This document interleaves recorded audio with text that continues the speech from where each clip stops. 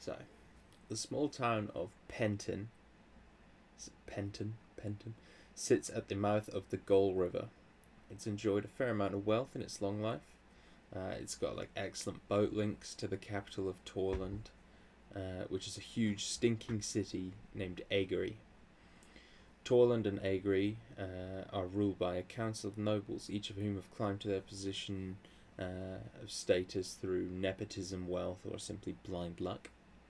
Each year, however, a harvest season party of the nobles takes place in one of the surrounding duchies of Torland on the hallowed night. That's capital H, capital N. It's their Halloween. 3 years ago, it was a shambolic, drunken, orgy-filled affair run by the Cadlians, which accounted for several noble births in the subsequent years. The year after that was a rather more Puritan affair, a long church service and only just enough wine to go around, courtesy of the elderly Mondon family. Then 1 year ago, the Ander family put together a stunning party of newfangled fireworks, dancers, magicians, and even a talking horse, some say. This year, however, when the name of the host family was drawn from the hat, there were curious murmurings.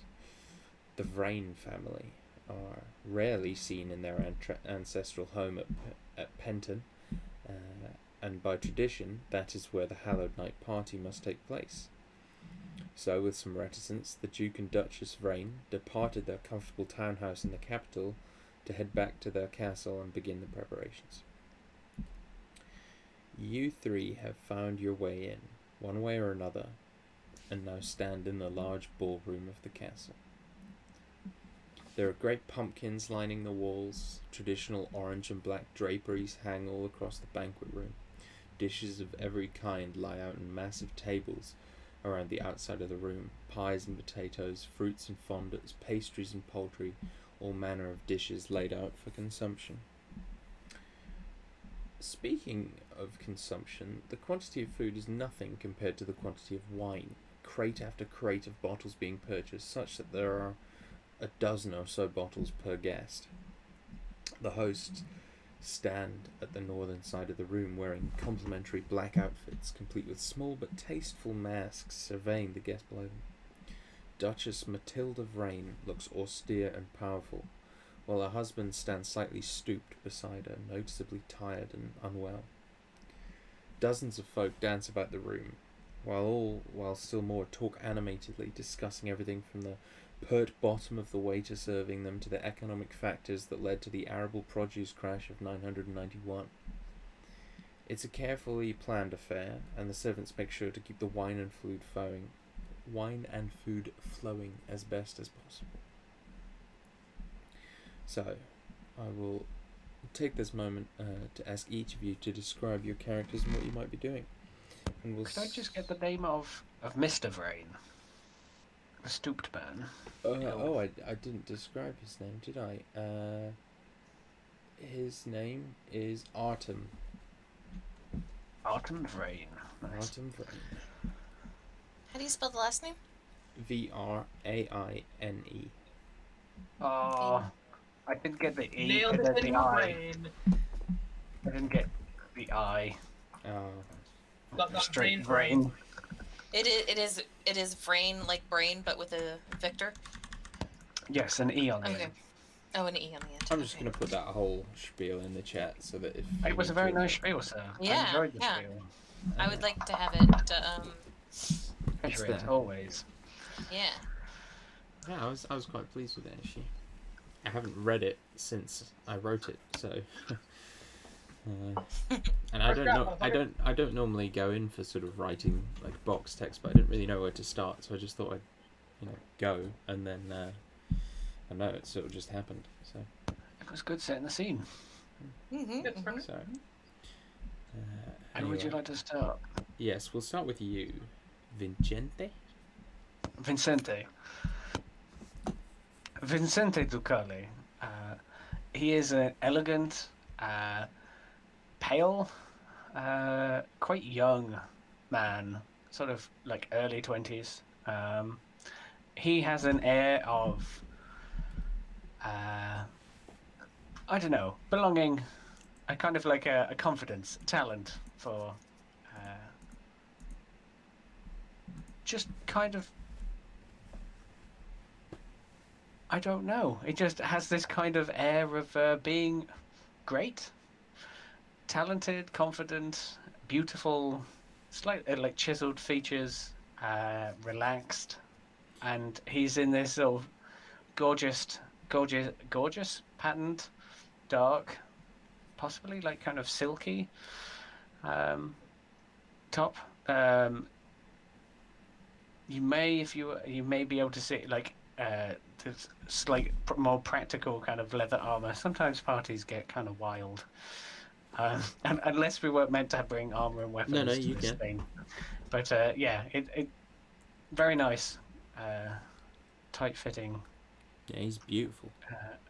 Accoutrement. Yes, he is not armed with that beautiful dark dagger right now. It's nowhere to be seen. But he, however, does seem to have a very beautiful black, like pitch black, wooden instrument lute. Not like any lute you've necessarily seen before, but he has a drink in the other hand, and he's just kind of looking around. You presume maybe for the rest of his band, but Yeah. C, do you want to describe Kozara, what she is, who she is, and what she's doing? Kusara would be enjoying the festivities, of course. She is of noble birth, one of the guests here. Her family isn't much for the sort of shindigs themselves, her father being a very private man, but she has not let that stop her from enjoying her life. Like their predilection for staying indoors is not something that she inherited, and so she is quite enjoying herself. She is, as the art depicts, very tall, very endowed, and is not making shy of it, though perhaps I think at this juncture the short skirt is not as thing. That might be a thing later when she just like, rips it off and is all like, ah! But for now it is very the purple and gold and bodice thing, and then like long drapey dress gimmick. But yeah, kind of golden skin and yellow eyes, which she has inherited from her father, of course. And her father and parents are not in attendance because, well, they do not attend these sorts of things on certain nights of the year. And unfortunately, this event fell on one such night, so Kasara has free reign to do as she pleases. And she is definitely taking advantage. Being unescorted. The shock and horror. Mm-hmm. And Hopskin. Hopskin, unlike these two beautiful individuals, Hopkins a bit of a he has a charm about him, primarily because of the black tuxedo that his associates put together for him. He's pretty sure that this is a rib at his expense, because normally he's like a grungy, down to earth kind of guy, and they spent like an hour getting him bathed and like cleaned up and slicking his hair back so that he looks the part, giving him this fake mustache to make him look posh and sophisticated when he's not. He's a goblin. But that hopefully the plan is that the novelty of having a goblin butler will be enough to draw the heat away from the actual things that are going on, which is scoping out the place, to eventually come back and steal some things and get away with it. Are you telling me that mustache is drawn on? That's funnier than it being stuck on, so yes. Let's go with that.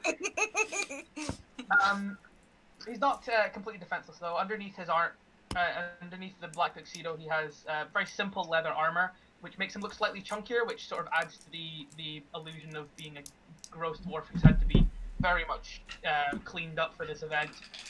On his back, he has a quarterstaff and a wooden shield, which, whenever anyone asks, he simply says, "Defense for my lord." and that's basically, these parties can get wild. As I said, his basic excuse for having a stick and shield is to batter off people who may want to get too close to his lord for the evening, who's of course just another criminal just like him. Spoiler alert. And I suppose it is worth mentioning that Kusara is not armed or armored in any visible way. Okay. So, Kosara, you are sort of meandering about the party, enjoying the festivities, and you spot someone you recognize across the room. Sort of a slim, very sort of dashing individual. He has very dark hair and kind of tanned, sort of olive coloured skin. And he notices you from across the room. You see his face break into a big smile of recognition. And he begins making his way over. As you sort of close the distance, between yourself and him, you hear just kind of whirlwinds of conversation, just sort of hearing snippets here and there, just wash over you as you kind of move through the crowd, and you hear sort of one kind of slightly older noble woman. She's holding a fan, but she's not fanning herself with it. She's just in between sort of gulps of wine, you just hear saying, "Oh yeah, I guarantee you it's true. She's poisoning him. Look at him. Looks like he's dead already."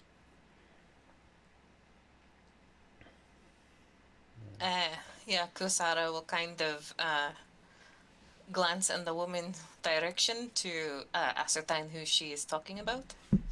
Yeah, you see her pretty openly pointing towards Duke Vrain standing at the top, and you have to admit she has a point. He looks very rough.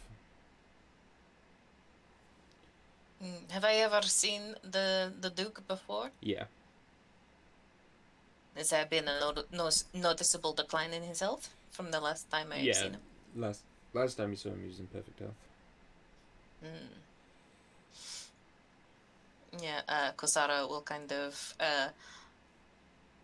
say in an offhanded way, I know I'm not really part of this conversation, but I'm including myself in this conversation because you had the poor manners to speak so loudly. And she just says, "Don't be ridiculous. It's must be makeup for the festivities." Well, we got here yesterday and he looked just as bad, so if it's makeup, then he's really working hard for it. That's all I'm saying. She kind of meanders off, not really wanting to speak to this random hussy who's unaccompanied. She must have been one of the. I was gonna say she must have been one of the people that really enjoyed the Puritan ball a few years ago. Yeah, looking at her, she does seem to be one of the Cadlian family. Yeah, I have a feeling Kasara, while being not afraid of flaunting her talents, she's probably not the most scandalous dressed here, because I know how the aristocrats were. If this is anything like France, there is someone who is pretending to be clothed but is really topless and has very many piercings. Oh yeah, this is I saw Outlander. I know how they do. These nobles, they descend into a den of sin when they sort of have their parties. So you know that. Apart from that one woman. Yeah. Apart from her. who much more prefer talking about an economic decline of 1990 She'd rather be whatever. playing. Yeah. She'd rather be She's playing just over Scrabble. there, over there tutting. That line made Nothing. myself chuckle a lot. I when I, wrote I it. love that line. I had to bring it back. That was my So favourite good. part of it. Yeah. But yeah, Kosara is unperturbed by her like who's this hussy type of response. She's the one that was gossiping way too loud. And like you're hearing, other rumors as you pass by, like some talking about the fact that there's apparently a goblin butler here, and that's pretty wild, and all this kind of thing. As you're sort of moving through, we'll go to Vincente, and you're kind of surveying the crowd, looking for your band, who you see like are making their way back, drinks in hand, sort of coming up towards you. Like I imagine you're kind of positioned near the stage, ready to go on. What one of them being Alfredo? Yes, yeah. My contact. Cool. As he's like coming closer, you hear like you sort of see like two people sort of walk past you and have to kind of like turn to slide past in the crowd, having a very animated conversation, and this man goes, right, no, you can't repeat this to anyone, and that your makes your ears kind of prick up just out of interest. Yep. And he goes, so I've heard Torgrin and Giselle, the Vrain kids, well, apparently, even though they're brother and sister, they're a little, he like gives a very sort of obvious look or like, over his shoulder to make sure no one's listening, even Very though obvious. everyone's My passive listening. perception is terrible. No, but he's sort of doing it Yes, more for he the is very loud. Yeah. more for the effect than Mm-hmm. actually looking. He says, He makes a little circle with one hand and then makes a Yeah. points with another. they're a little too close, if you get my meaning, he says to the guy next to him. And the guy kind of like guffaws, as if. And he says, well, have you ever seen them apart? And the man concedes that no, he has not seen them apart. He says, watch, I guarantee you they'll disappear together tonight. You mark my words.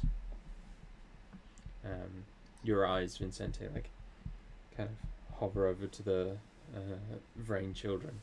To call them children is obviously not fair anymore. They are Sure. both well into their 20s, but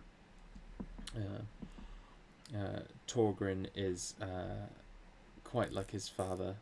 This sort of like skinny, sort of like pale, dark, shadowy eyes. He doesn't look ill like his father, but he looks sort of like a Tim Burton character. Sure. And Giselle is this like sort of cheerful, slightly kind of while her mother's like really tall and thin, she's not really like that. She's she's a bit more curvaceous, shorter, and a bit like more cheerful than the rest of the family, it seems. And the two are like standing next to each other, sort of a little ways away from their parents, but just sort of whispering quietly and watching the debaucherous goings on as everyone gets steadily more and more intoxicated. As Alfredo begins to approach. Hopskin, you are, I imagine, sort of following around, various people and doing your job, or your quote-unquote job. Buttling. Buttling, indeed. And you hear someone kind of, in passing conversation, as with the others, say, I've heard someone here is going to try and murder the Vrains tonight. And the person responds in disbelief. He says, well, I guarantee you they don't survive it, or at least there'll be an attempt. My sources are never wrong.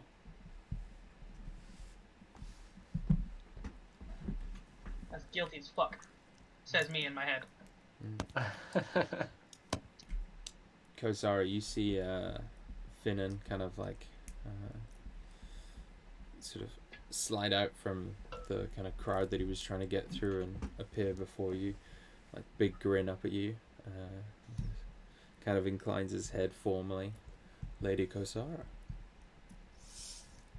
Lord Finnan, it is good to see you. And you. And then he immediately will like lean in and give you a big old sort of much more familiar hug.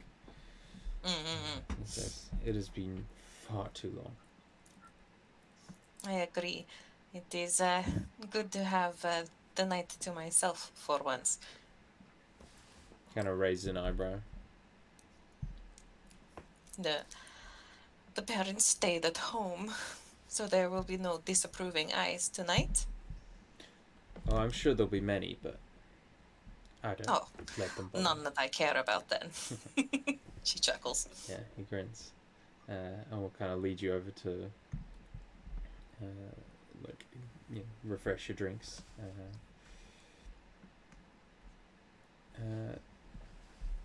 Vincente, you see your band appear, beginning like setting up by the stage.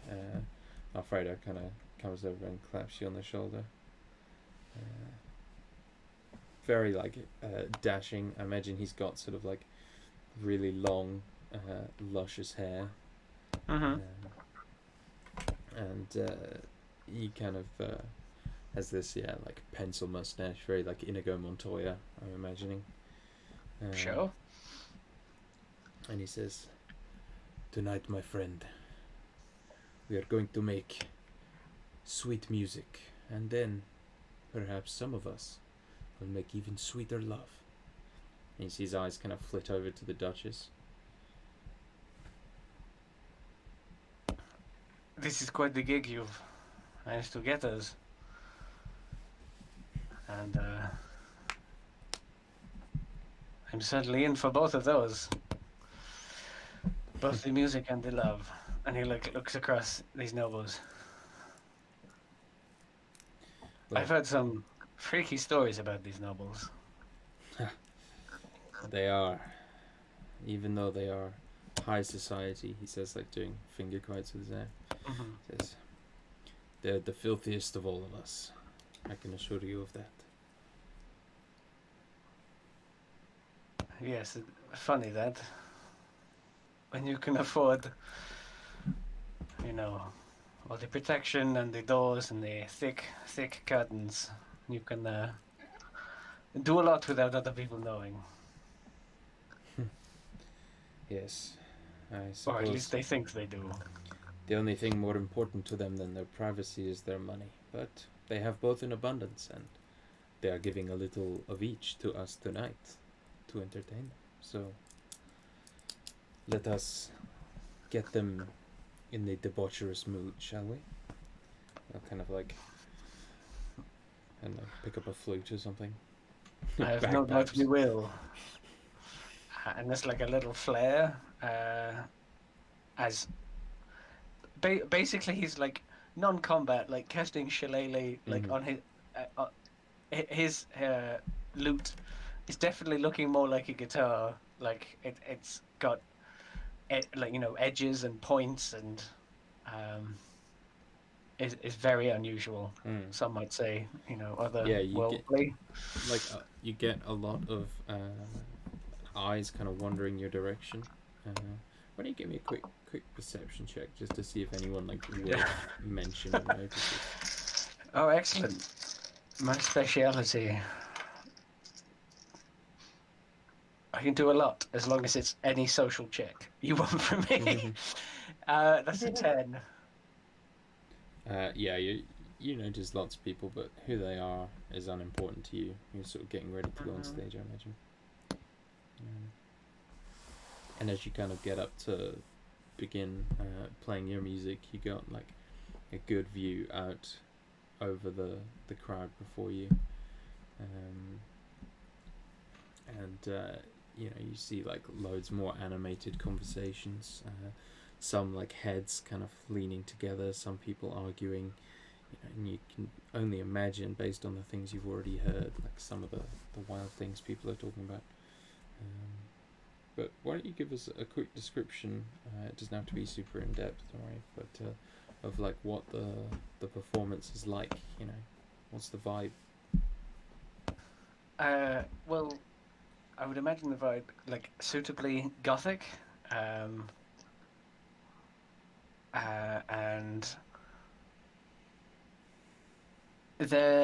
so I imagine like the awakening is you know almost the you know that typical kind of four-man band where you've got like the singer and the guitarist and the bassist and the drummer kind of thing in whatever instruments of the time would be appropriate, and he is kind of like backing vocals or kind of co-vocals with I was thinking Alfredo would be the main singer,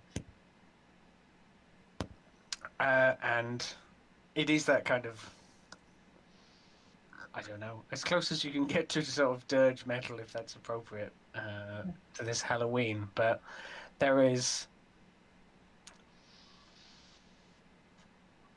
he has minor illusion, so there is like throwing in of illusions into this, and maybe people get as he plays kind of some of that packed magic comes out, like candles flicker, the fire flickers kind of thing. There is a darkness. It's a bit like a Scott Pilgrim, you know, that kind of performance in that movie where it starts to affect the environment around it. Yes. And yeah, it draws attention. Yeah, and I have two uses of Form of Dread, and you know, if there is a peak, I might use Form of Dread in a purely like roleplay sense, where that's he like right. You can have an inspiration for that. Basically in his Form of Dread, it's he turns slightly like skeletal, like you know the Mr. Facilier thing that C linked about that movie where you know the colors start to change a little bit and he has that kind of skull face in the darkness kind of thing. There's some of that going on and some darkness, and basically what Form of Dread is that he can basically imbue frightening onto like his attacks and he's immune to frighten, so like it gets the people who are watching perhaps get a little adrenaline rush or something like that. There is something fearsome about this performance. Yeah, like Kosara will shiver, perhaps a little sensitive to the emotions underlying with the music. Absolutely. Hopskin thinks it's garbage until the dude turns into a skeleton, and then he's all for it. Oh, shit! Of course God, he can't he show that. turned He's just himself like, into a pickle. Funniest thing I've ever seen.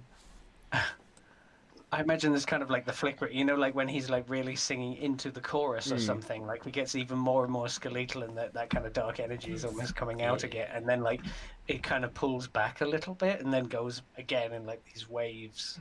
And he's not like a full skeleton, it's just a terrifying skeletal visage, but yes.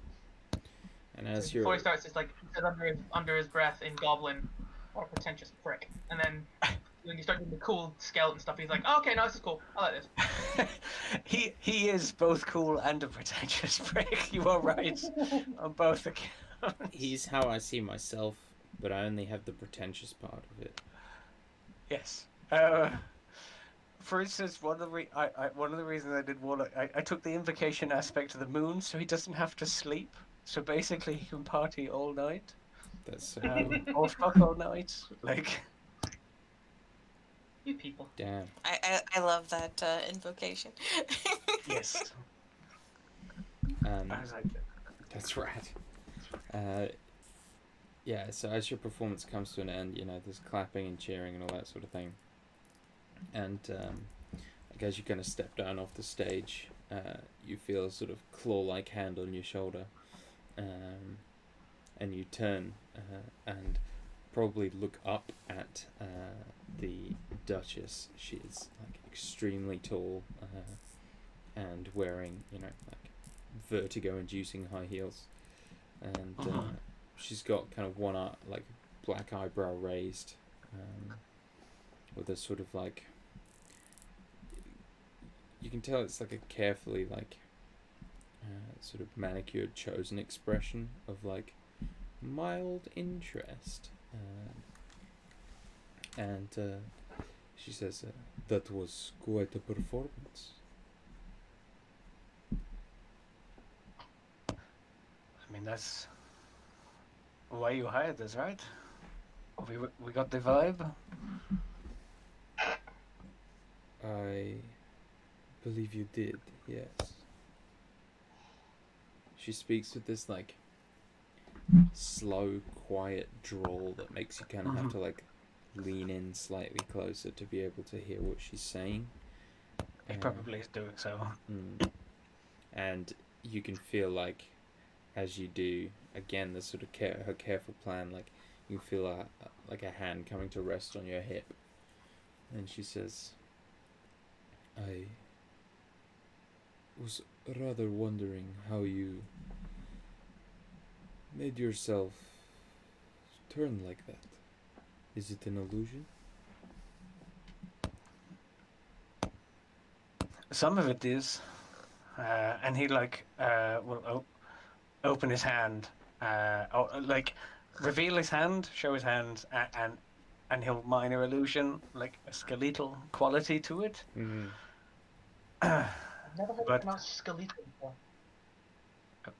I used to work in a hospital, and I'm pretty sure they said skeletal Yeah, rather than it's skeletal. Yeah, it's skeletal. Yeah, I've always heard skeletal, but yeah. No, Yeah. I think, yeah. yeah. I've only That's ever where heard I picked that skeletal. up from. Yeah. Is that in a That's fine. hospital setting they call it skeletal, Yeah. whereas layman's terms people would call skeletal. You know, with Skeletal. spooky, scary skeletons and people going boop and like with the trumpets and things. Boop, doot doot and that Sure. kind of It was thing. just interesting. Carry on. I knew exactly what you meant. I'm just like, oh, Sure. that's interesting. Never heard it pronounced that way. That's where I picked that up from. Anyway, yes, some of it is illusion, but you know that the more we feel the music, something else seems to come through. I have to tell you, it feels fucking amazing. I'm sure it does. She kind of like reaches up and sort of like squeezes your chin with her thumb and like forefinger. And she says, "You stay close, pretty one." He is acutely aware that Alfredo already kind of put his claim on the Duchess, but so he is best behavior, I guess.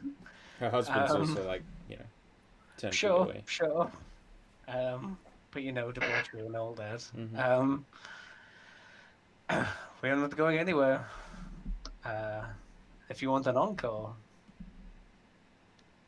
then we will not be hard to find. Oh, I will be wanting an encore later this evening, I can assure you of that. Music to my ears. She kind of gives you a little wink and glides past, like going to compliment Alfredo, but then like walking off, and you can see his face kind of fall as he doesn't get quite the same treatment that you got. Oh. Totally You getting the look at him, vibe. you just, I like- didn't think of Scott Pilgrim, but I'm totally getting the vibe of like the lead man from Scott Pilgrim who doesn't really get the girl. Kasara would have been watching this perhaps while standing with Finnan, and she goes, I had a very interesting rumor about the Duchess tonight. Oh yes. Supposedly, at least to some of the more Puritan eyes that are around here today, it seems as though some people think that Autumn is fallen ill due to the Duchess's hand. Now that is an interesting rumor, isn't it? Especially considering how she is sort of shopping for a replacement rather boldly. Well, she's always been someone who takes what she wants. But yes, there is something to that, isn't there? I suppose at these hallowed nights, everyone is a bit freer this evening. Not too free, I hope, darling. He kind of grins up at you. Only as free as I want to be. He kind of chuckles and says something to the effect of, "That's why he likes you." Before going for some more food. Go, pal. She arm wrestles him over another glass of wine. No, I'm kidding. Have a full-on fist fight. It's like, what the fuck did you say to me? I didn't mean it. A little while later, as Vincente so delicately put it, vibe in the room begins to turn a little chilly, both in a literal sense and emotional sense, as the room just seems to start getting a little cold, and everyone seems to kind of close off a little bit, there's this kind of feeling of unease that settles over the room, and suddenly everyone's free and debaucherous proclivities seem to kind of close themselves off, as though they're worried about exposing themselves or being vulnerable. There's definitely a sense Gosara, you feel Lord Finnan stand a little closer to you, whether for warmth or just that he feels a bit safer. There's definitely that kind of impression you get from the room, that something feels off, and the temperature is dropping low enough to where you're beginning to see your breath. It would be something she would encourage, maybe an arm around Finnan's waist, though she keeps the dominant hand free, and kind of keeps him not front to front, but more side on a little bit, so she has freedom of movement and things, but she definitely has her hackles raised, but kind of has a protective arm around him. Yeah, he's very grateful. Vincente will be chatting up some women, multiple women, perhaps, and he will have produced a small black book, and basically trying to convince them to maybe easily, maybe not, write their name in this book, and that he will get back to them. Little black book, amazing. Yes, I'm a Pact the Tome Warlock, but my tome is a little black book. Fantastic. Thank you, buddy. No, see, my mind went to a more sinister place, and I was thinking of the movie Witch, where she writes your name in my book. I was more thinking, the fast scribe feature where you can message people, but I read it, and apparently they have to willingly write their name in your book, and then you can contact them later. I don't have the ability yet to do it, but he is prepping.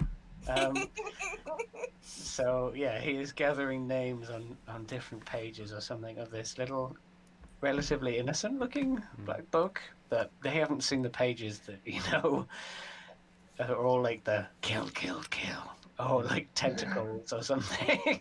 And then you have it turned away from all the ghost rating pages from whenever he goes hunting in Phasmophobia. I have done a sweep. I've done a swirl. I've done a sweep. So he's doing that, and he probably notices the temperature change. 2 years later, he goes through all the names in the book, calls them and teleports them to him, and then goes, "Hey, baby." Yes. Origin story. It is my canon that this is the same world, so. Okay, fair enough. That is Oh. good to know. Question. Mm. If I made a 5-foot cube of flame, that would definitely raise suspicion, right? Yeah. Okay, just wanted to double check. You think? Wasn't she? You never know. So I don't know how like maybe he sees his breath come out a little bit. Maybe he casts a suspicious eye at the goblin, like wiggling his fingers, ready to cast some fire or something. I'm just imagining like Hopskin, but just in the "this is fine" meme. Yeah. Just like, I don't know it's if- cold. Somebody want a fire. It We is could just cold. do that. It is cold. To make a fire, it'd be grand. Maybe in the middle of the ballroom is probably a bad idea. Yeah, are there any fireplaces in the ballroom area? Like off to any of like No. the sideboards or anything? No fires or anything. They're all in the sort of bedrooms and whatnot. Could everyone just make me a quick perception check, please? Okay. Oh, I'm great at those. Oh, Yeah. motherfucker. That's a 4. Yeah, we have Liam who has a wisdom-based class, and then us who don't. And it's Liam's rolls versus ours. I rolled well though. That is a 16. Right. Yeah, it's better than me. I've got For a the 4. record, I rolled a 3 Okay. plus 6 for 9. So Kozar 16 Fuck my was life. the DC. Oh So- wow. Yeah, you're looking. If I wasn't proficient, I would have missed it. You're looking around, seeing everyone shivering and freezing. There's one person who catches your eye who's not shivering at all, and that is the Duke. Though he still looks unwell and unhealthy, he doesn't seem to be noticing the cold at all, and you think someone in his condition would notice the cold, if anything more than everyone else.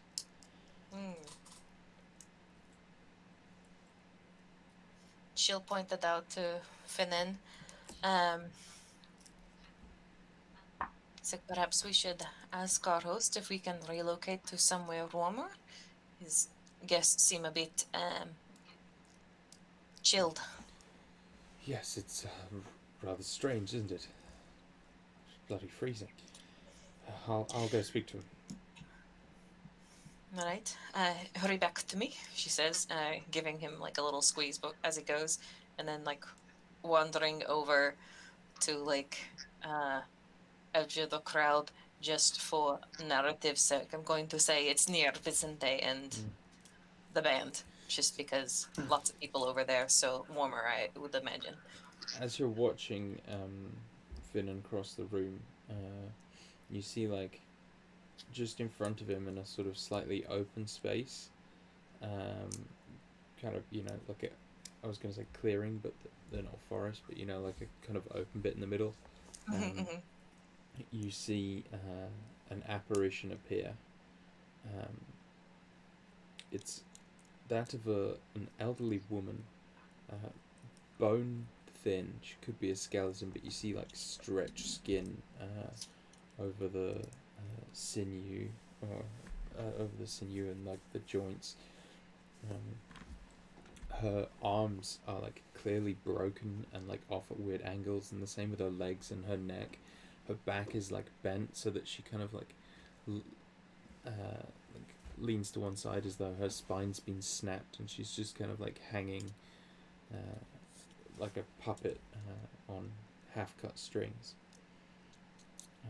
Okay. She's like translucent and grey, and every step she takes is this like crunching, creaking sound as her bones broke and grind together. And she begins walking up straight towards the Duke. You see like people are screaming and panicking and pointing at her, but the Duke's eyes are wide with recognition and terror. If no one is going to his defense, Kusara will. Like, I was just gonna say, like Lord full Finn on, did that full one. on, like just arms pumping, just boom, boom, boom, boom, boom across the ballroom. Yeah. Vincente's like, Alfredo, do you think we should go on again? This place is getting a little chilly, and it like blows his breath out, and then like looks like, oh god, I think they've brought out their entertainment. What is that? As you watch, like the Lord Finnan's up by the Duke, right? yeah. Yeah. I would also be heading up that way. If nothing Sure. else, recovered because I'm his butler. So I'm like, oh, I got defended with my stick. Yeah, that's would been your thing, I guess. Uh, uh, would I reach the apparition before the Duke and Finnan, or like what is closer to Kosara? The apparition, yeah. She would go for that then. Yeah. And you see like it begins like reaching out a hand towards the Duke, who like stumbles backwards, and Finnan kind of catches him, and rights the ship a little bit, and like as you kind of crash towards the creaking lady, she just vanishes, and the room is like plunged into silence, but still freezing. What was that? I don't. You haven't I found don't out the clues to discover that yet. Quickly, someone get the ghost box. Well, there is definitely freezing temperatures. Is there anything new written in your book? I just start leafing through it. Adult. No, that's the most terrifying was one. it Have you again? guys have you guys had that happen? Where it's all like catch and then it throws something at you? It's terrifying. I Anyways, have not. it was called The Creaking Lady.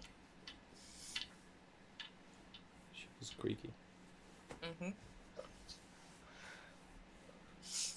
And you hear people saying like, "Oh, we knew this place was haunted. That's why no one wanted to come to the party. That's why the Vrains never stay here." Well, there is uproar, and it is going to be the talk of the town for a long while. Kosara will look around and see that, I guess, Finnan and the Duke seem all right. And like glance around for the Duchess. The Duchess is kind of like standing off to one side, like a dark sort of. She doesn't exactly look scared, but she looks sort of like worried. And does she look like she recognized the spirit as well, or is it just make an insight check?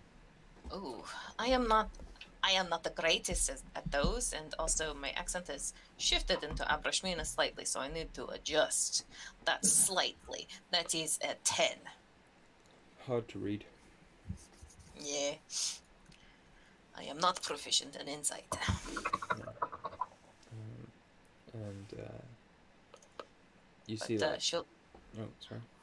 Oh, I was just going to say, like, not getting anything out of that, she's going to go over to Finnan and the Duke. Yeah. Hopscamel to do that to be next to Finnan's side. Yeah. Finnan kind of like reaches for your hand.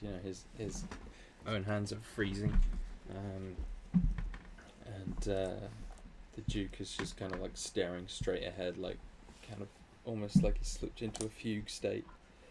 Eyes wide, 1,000-yard stare. What was that? She says firmly to the Duke, but gives Finnan's hand a squeeze. Probably a bit harder than she normally would, but she's a bit tense. He likes it. The Duke kind of like, his eyes kind of slowly track up towards yours, and he blinks rapidly, and he says,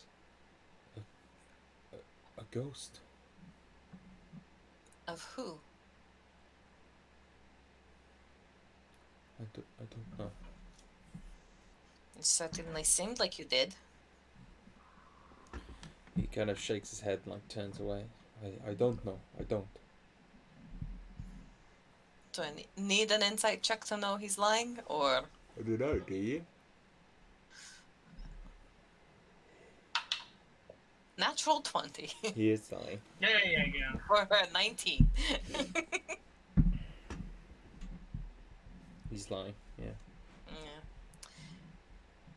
Yeah. It does no good to lie, now does it? I'm not lying. Mm. I am in disbelief that you would accuse me of such in my own home. He kind of like brushes off and kind of turns to walk over and find his wife. Mm. Forgive me for having disbelief when our recognition was so plain on his face.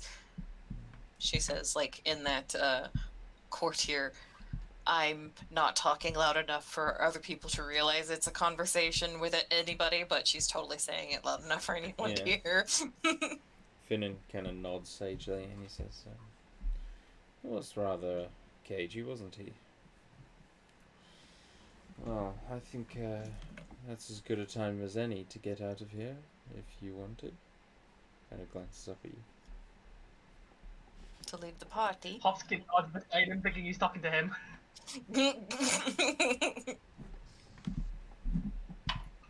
Yes. She notices the tiny goblin. Kind of like looks at him questioningly. Don't think. Leave the party early? Well, I somewhat feel the night has maybe reached its pinnacle, wouldn't you say? I wouldn't say that. It is still rather early. Very well, but another drink then, perhaps. And he'll kind of like lead you over. Hopkins kind of blinks, confused. And he, I kind of just want there to be a shout of, "We are Sex Bomb! I mean, the awakening! We're here to rock your world!" And then just, Uno, dos, tres, cuatro! yeah, we just start up again. Probably preluded by a very quick conversation with Alfredo to say, like, "Quickly, we're losing them. We should get on stage." Fuck. as Just Finnan's- for no, I just want to ask: is everyone supposed to be like staying at the Penton Castle, or is it sort of a let's go home? Everyone goes home after the party is done type of thing. Yeah, most people go home. Like Okay. there's taverns and stuff all booked out and Yeah. ready. Then what would Kosara's accommodations be? Would she have to like return home, or No, she'd have like a very plush room in a very expensive tavern. okay? Finnan's kind of talking animatedly about the events that have just taken place, and you watch him like pour the wine, and the wine seems to like thicken and become more and more opaque. Like as he's pouring it, and he's not really looking; he's more kind of looking up at you and chatting away, and you can see it begins to like turn this sort of deeper scarlet color, and he like lifts it to his lips, and then like, She'll knock it out of his hand. what the hell are you doing? And then he sort of like looks at me, sort of eyes go wide. Gosh, like pour a bit more of the wine out to look, and you see like all over the room like people are beginning to like spit out what appears to be like mouthfuls of blood, and another like cry and scream goes up.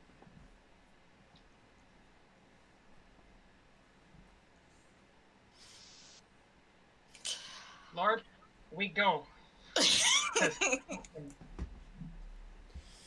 Not now, Hopskin. It's just getting interesting. There's a grumble in the throat of the thing, the goblin. Yeah. You like look around at the tables laid with food, and suddenly like the food is writhing with maggots and rotten, covered in like green fungus. In an instant, it seems. What sort of trickery is this?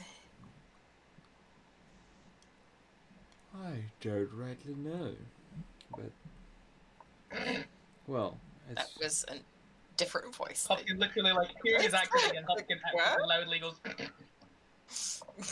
sorry, I was yawning. Yeah, I know. Oh, It's just, man. and I was like, oh, I don't rightly know.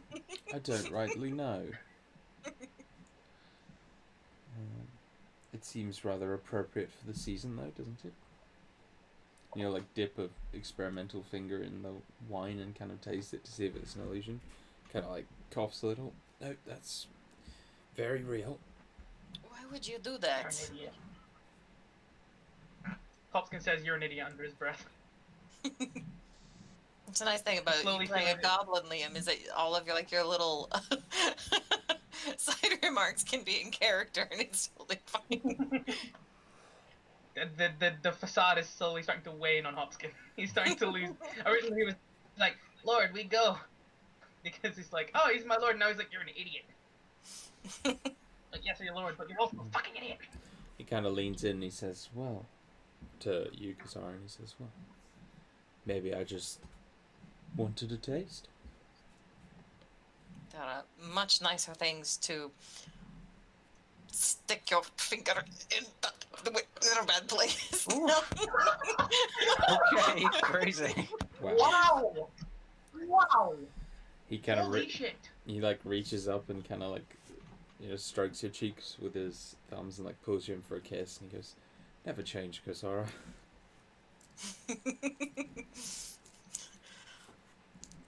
No, if I never changed, then you'd grow bored. Nonsense. Now, I would like to get some actual wine, but doesn't seem that's going to really be possible.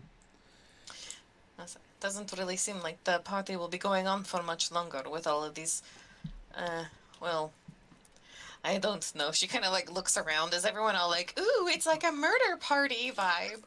No, It's like, everyone ooh, is let's like... solve the mystery. Or is everyone like really freaked out? And... Yeah, everyone's freaked out. You see like loads of people like blood running down their chin and neck, staining their clothes from where they've had sips of wine. Get the napkin, Jesus Christ.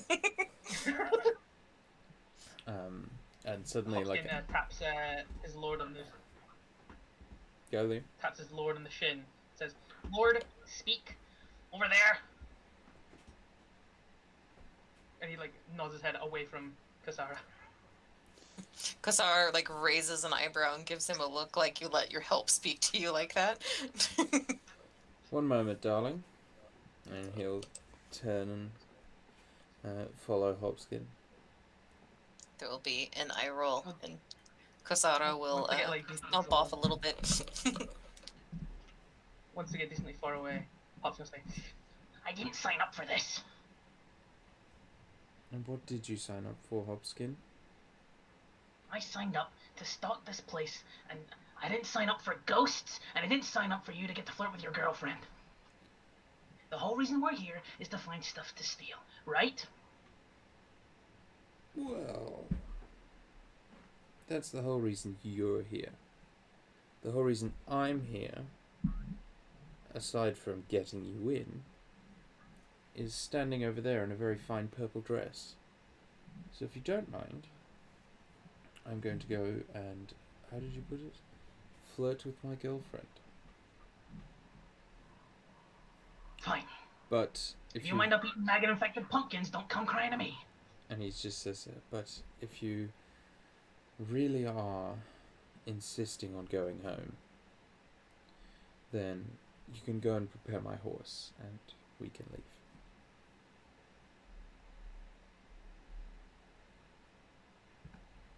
Oh, not to mention I heard that apparently one of the Vrains is gonna die tonight. Want to point that out. Well, isn't that interesting? Now Oh, you're such a dick. gives you like a winning smile, and turns back towards Kosara. As he does, you hear like this kind of hoarse yell of horror. The Duke A whinny? yell of horror, I said. Oh, horse as in with an A. I gotcha. No, I thought a horse was I dying still outside. also meant horse. Same. I'm Same. sorry. wait, what? I thought it was a horse yell, so I was all like, a Yeah. whinny? Is there like a horse dying outside? That was where we all were, it seemed. But You were you in the meant descriptive horse, horse. as in horse. sick man with. Yes. There you go. A horror's yell of. Oh no. Kasara's not yelling. Hey. Hey, Sorry, she's there's not a There's no need horse. for that. Um. Go power. Yeah, She's I was very going to say, I've not had positive. anyone react like that before, but She's a- apparently it's been deflected onto Kosaris. So it's fine. Yeah. He's the one getting all of the girls' names. I have one very committed boyfriend. How committed? yeah. And Vincente, Well, Like are you like a thing? Vincente has actually, many very committed girlfriends. I mean, If we're gonna be he- slut shaming anybody, we should be slut shaming Dan. That's all I'm saying. Absolutely. Big bicycle energy. Oh no, you murdered her. So there was a yell of hoarseness. Yes, I am so Sorry, sorry yeah. to interrupt you. a whinny of significant proportion comes from the mouth of the Duke, crying out the name of his wife over and over as he's like running through the crowd trying to find her. But What is her name? Matilda. But it seems as though she is nowhere to be seen. I thought she was just here a moment ago. She was. Oh. No, she is not. Kozaro will look in the direction she saw Matilda last. You look at Vincente, and he is not with the Duchess, and that's where you last saw her. Can I No, kind of I like? saw. No, I was just gonna say I saw her after like the ghost appeared. Yeah, she was standing near Vincente. Oh, okay, still okay. Right. Okay. Can I like jump up on stage or something and try Yeah, give me a perception read the check. crowd for her? This is the first skill I'm going to in my downtime level because I don't have to sleep. I actually rolled a 17 for that. You don't see her, I'm afraid. In fact, you see, you know, with your breath and the cold, you're finding it hard, like making out a lot of stuff. But yeah, you can't see her from up on the stage. And the Duke begins to shout like, "Search the castle! We have to find her! Search everyone!"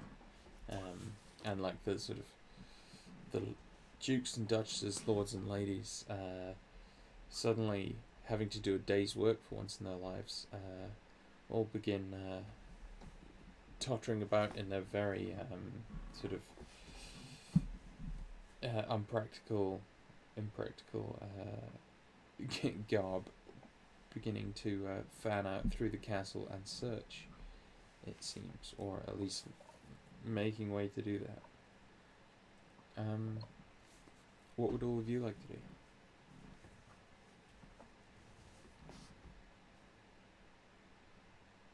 There's people like making for the doors and stuff.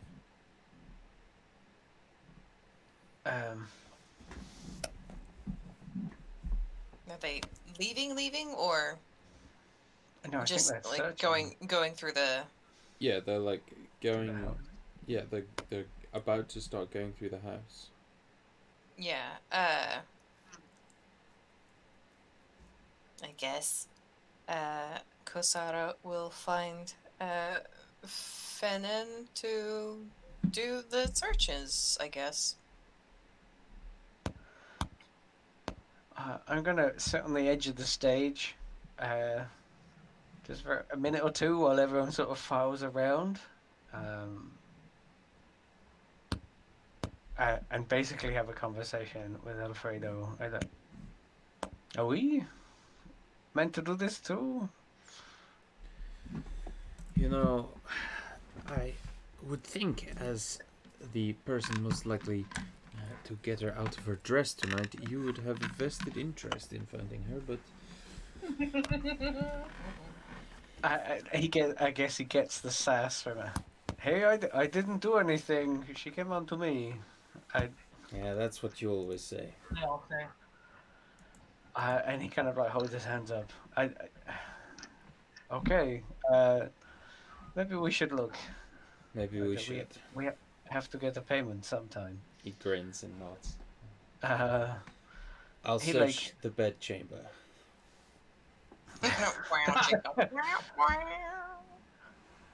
Good luck there, champ. and Hopskin he'll with like two slap him on the back, and I guess like he is going to go a different way, following a different gaggle of attractive women that may or may not have Kosara in it, as he heads I to was some gonna say entrance, exit. Yeah, Hopskin was thinking yeah. about going to the Penton, but when he sees he's going to Kasara, he kind of like goes off with the other servants instead, Okay. Yeah. grumbling to himself in Goblin. Yeah, I assume that Finnan seeks Kosara out for the search. Otherwise, yeah, she would be. Yeah. And as you guys begin the search, moving out to the ballroom, you head into what is and every like room you go into, the group of people you're with gets like smaller and smaller as people kind of fan out and spread out through the castle. You end up in Smart. this like large kind of castle room, like room full of tapestries, like all these family portraits, like painted meticulously that are and like woven beautifully. And then Kosara would look for a portrait that looks like it might match the creaking woman. okay, make a perception check. Oh man, I'm bad at those. Don't make me look. Well, stop saying Kosara would look for it and say Kosara would punch. Would punch a portrait of I the want creaking to- woman. I want to punch the creaking woman. I punch the portrait that's an 11. No, you don't see any. But as you're looking up at one, there's this like horrible tearing sound. You just see this huge slash appear across it. Like Kosara will like look down at her hands and be like, "Didn't touch it." Yeah. And then you see like the rest of the portraits and the tapestries in the room become like slashed, and the picture frames are like thrown off the walls, and like smashed up just of their own accord. If any come flying towards Kosara, she's going to bat them away. All like, yeah.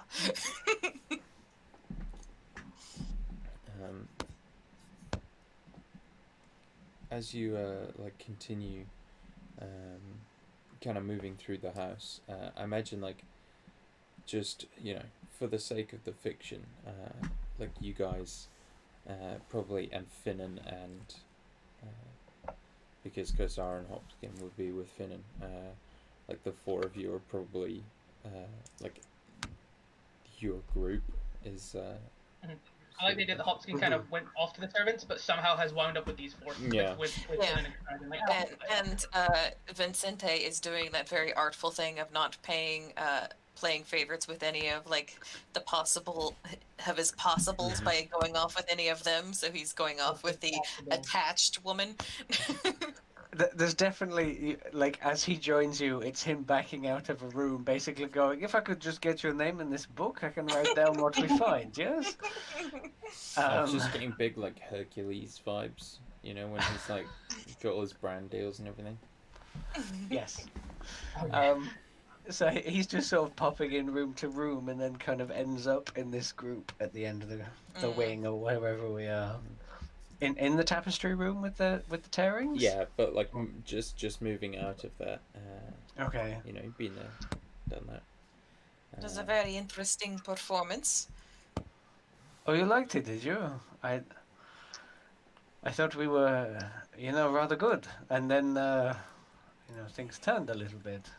Tough crowd, pleasingly dead. Well, I suppose their tastes have changed. What, without having a heartbeat? That is true. Bones. Maybe, sorry? But he looks to you and says, he like indicates his face and says bones, and then there's a thumbs up. He's still kind of trying to stick to the better character, like Goblin of idiot, as opposed to I can speak full sentences. Right. Okay. Oh, you liked it. Basically, like your bone face is cool. Yes. Yeah. He thought you were like introducing yourself as Bones for a moment. My name's Bones. The idea. Oh, you liked it, did you? Yeah. It's a party trick, and he'll do the same hand, or like wave his hand in front of his face, and it'll kind of go like skeletal for a second. But you get the feeling that it's not the same. Like he's not Yeah. channeling that dark energy, but Mhm. it's just kind of a mockery of that. Wee bones. And then he does like he's playing the drums, basically implying we as goblins use bones for instruments. There has been 1-2 parties. We should talk later. Oh yeah. He just like gives a salute. It's kind of a holdover from doing the thief thing. He just forgets for a second, and then he's like, "Butler character," which he hates, but he's doing it for the cause. Basically, he's been to some strange parties. That happens when you make a pact for your soul to Yeah, probably. an outer astral deity or whatever is going on with him. He doesn't say that, right? No, he doesn't say that bit, but like Oh, yeah, he's been to some parties, is what you got the idea of. That maybe bones have been used as instruments in some of the he's been to. Instruments. I'm undecided that that's a lie or not. I'm decided that's just something he put together for the aesthetic of Okay. wild goblin thing. I'm just saying the passive insight that you have to. The passive the passive insight you have to get to beat his passive deception is extremely high. So yeah, you're not entirely sure. That it would be a 24. Oh boy. He's very good at anything social, really. So you're not entirely sure, but you like him nonetheless. So we were saying that maybe we'll get an encore, but then this, and he kind of like mimics to the or like references to the toned painting and tapestries or whatever in this room as they're just leaving it. I mean, we like to think that we bring a little bit of the vibe, but unfortunately I cannot say that this is us. So it'd be very interesting to know how the veins are pulling this off. It is quite a spectacle. I mean, they're much better performers than I give them credit for if they're not the victims of this. I suppose it is a bit hard to tell if this is for show or not. It wouldn't be out of the ordinary for a Hollow Knight event. A bit grim, perhaps.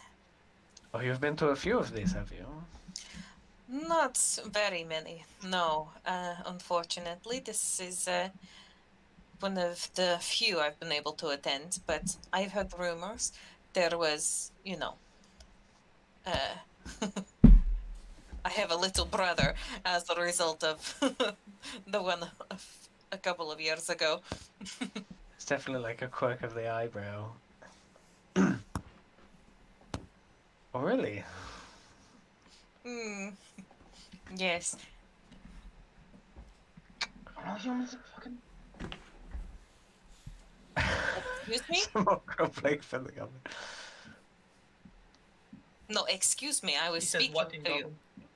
goblin? Yeah, Kusara kind of like looks at Hopskin with like a glare.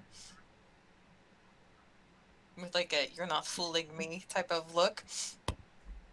He returns it. Well, Finnan, where did you we maybe get have a look in this? the next. Of course. I've not been here before. What is let us see what is to follow. And Yes. he would say that and then like basically Finnan to open the door to wherever they're going next. Yeah, Finnan will. Kusara is making like the Meet the Parents, like Robert De Niro, like "I'm watching you" face to Hopkins. You open the door and step through into what appears to be a bedroom. Not the master bedroom, but a guest room. Comfortable and lavish, but not, not the big one, we'll say.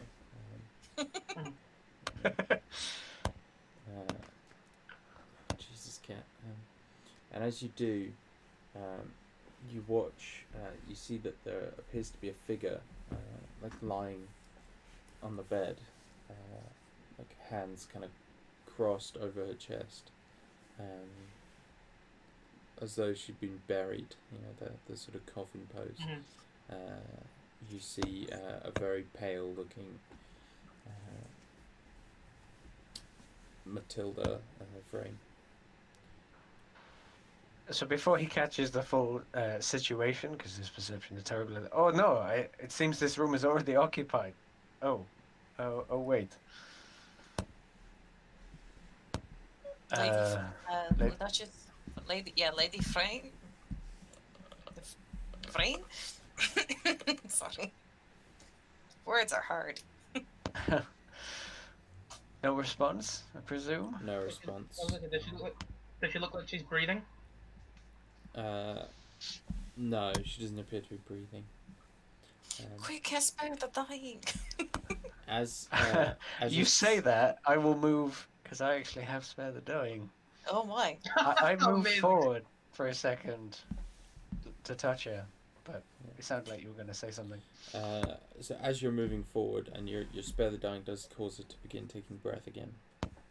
Oh really? Yeah. Yeah, he'll move forward and he'll like touch her to the cheek. They were pretty close before. Yeah, she doesn't wake, but she definitely stabilizes.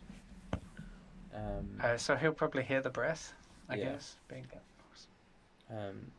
Everyone else, you hear like footsteps in the corridor behind you, and you turn around to see nothing there.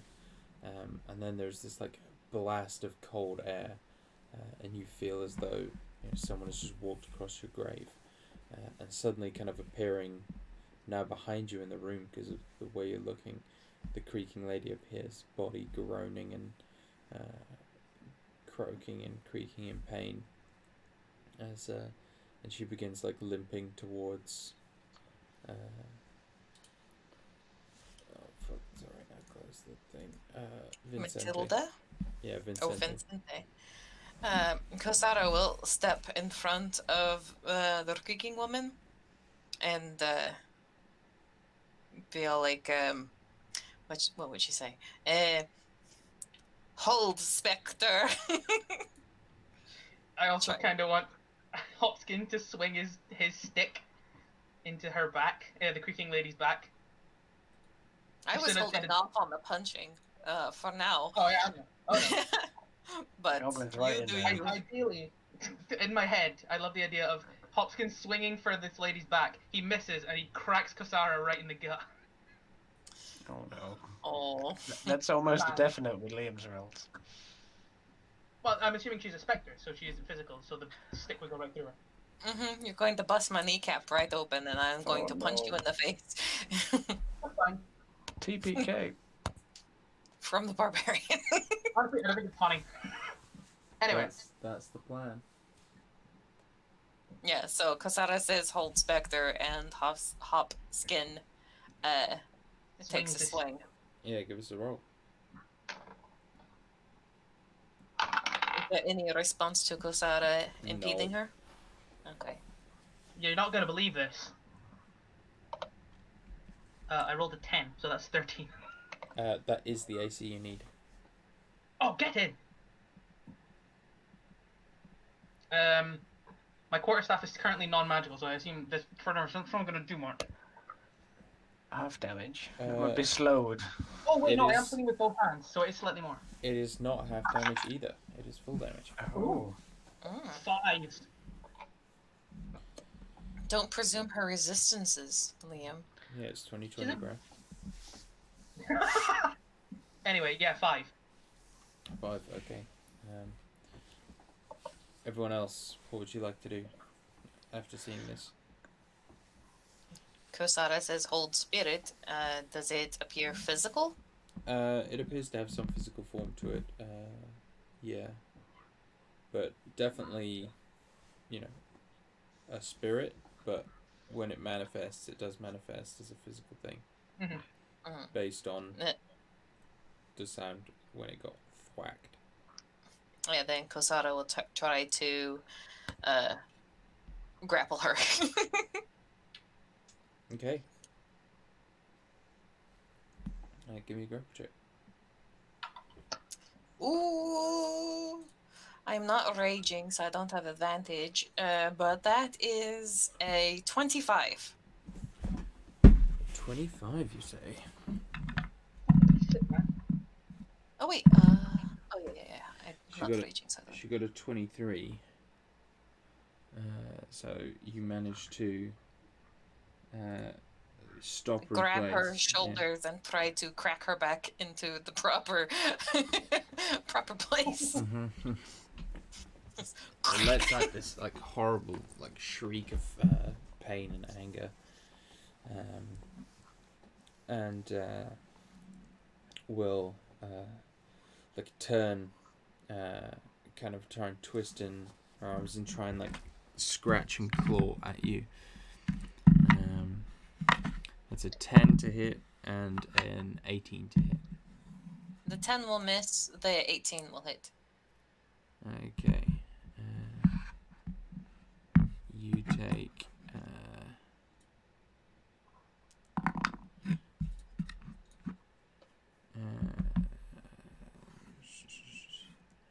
11 bludgeoning damage. Oh, ouch. As its fist just like collides with your head. Just kind of rattles your brain a bit.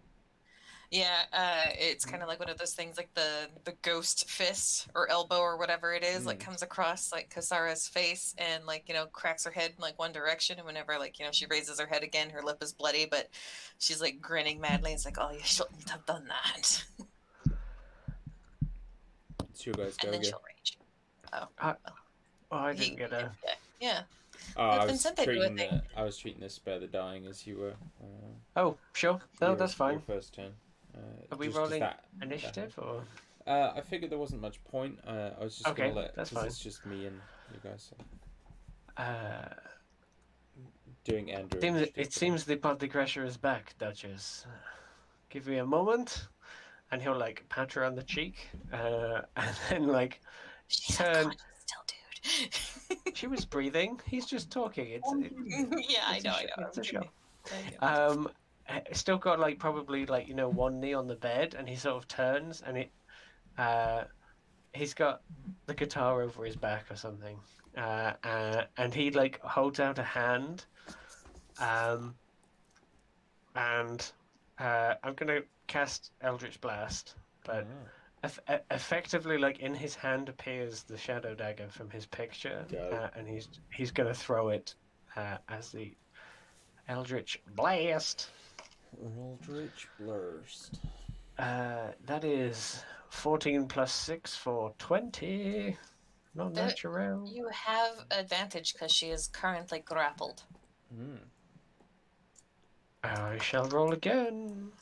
No, that wasn't any better. 20 hits there. No, non-natural 20. Excellent. I suppose she would have had disadvantage for hitting me, but whatever. I roll with disadvantage.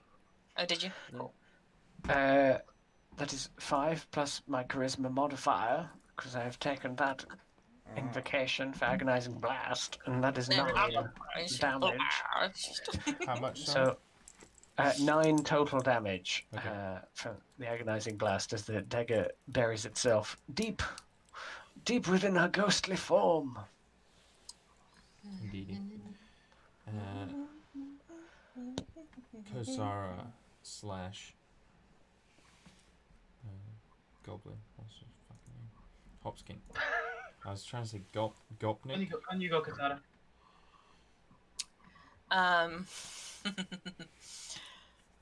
She is going to use her bonus action to rage. So, like, as she does, you kind of like, see, like, the hands gripping, like, the creaking woman's shoulders kind of elongate into these, like, long claws that are slightly lupine in nature. Her yellow eyes kind of like flash with like that wolf yellow in the moon, and as her hands form 2 claws, and she's going to strike twice at the creature. Unfortunately, that's a 12 on the first one. Didn't That's do very well on that I'm roll. afraid.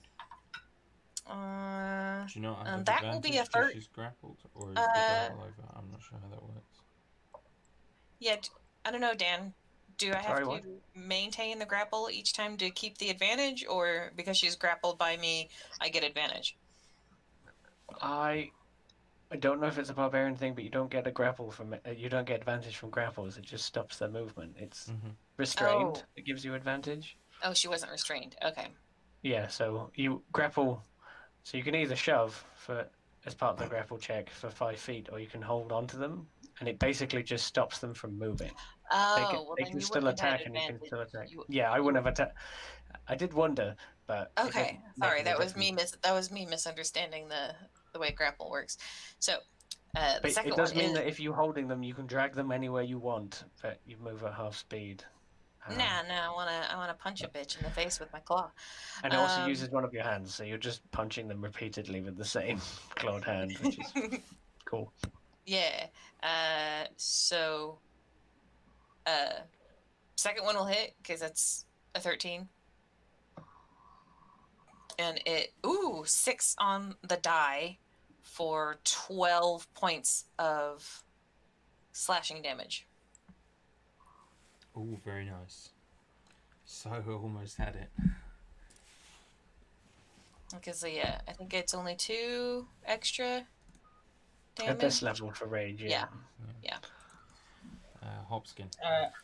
As a bonus action, Hopskin takes his stick in both hands and like swishes it down, and it like glimmers with green energy, and he's gonna lift it over his head and bring it down across her spine. As he casts Shillelagh with bonus action. I don't know if I made that clear. Oh, I rolled like me. Oh no. 11. Oh Miss. no. Well, you still have Shillelagh on your staff for next time. It is gonna turn to you as you like swing at it, Hopskin, and your eyes just meet its eyes, and its eyes like glow red and seem to bore into you. I'm gonna need a wisdom save, please. Oh, thank God. It wasn't me.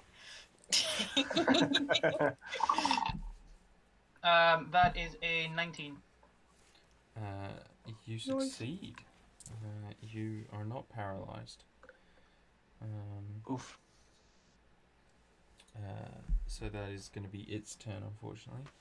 And so it's back to you guys. I throw a dagger. Dagger, dagger, dagger. The faster Dagger, you say dagger, it, the faster the dagger travels. Also, I like the fact that our Lord Finnan is not engaging in this fight. No. No. That's what he has you for. Yeah. So. Why have a dog and bark yourself?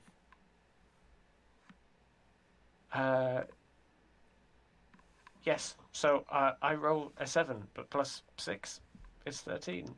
So I hit. You do hit. And then I do 8 total damage for the shadow dagger that races out of my palm. And I throw it at her. You, the shadow dagger seems to like put a hole straight through the Greeking lady's chest, and she lets out this horrifying shriek. The ground around you like seems to crack, and the whole castle seems to groan, and this like huge like tree branch kind of comes up through the floor and like rips through the castle, as the whole thing seems to be like aging as as you're watching the whole castle like beginning to fall apart and be reclaimed by nature, as though like the process of the years has suddenly been sped up by many thousands of years. I totally jump onto the bed Yeah. while this is happening. And as like stone begins to fall and wood begins to crash, and you're all like thrown about, you don't know where you are or if anyone's safe, as this like giant cacophony as the house kind of settles again. The preservation that was holding it in the state it was in for some time, seemingly gone with the banishing of the creaking lady. We'll end the session there. Oh. Is it a two-parter? It is open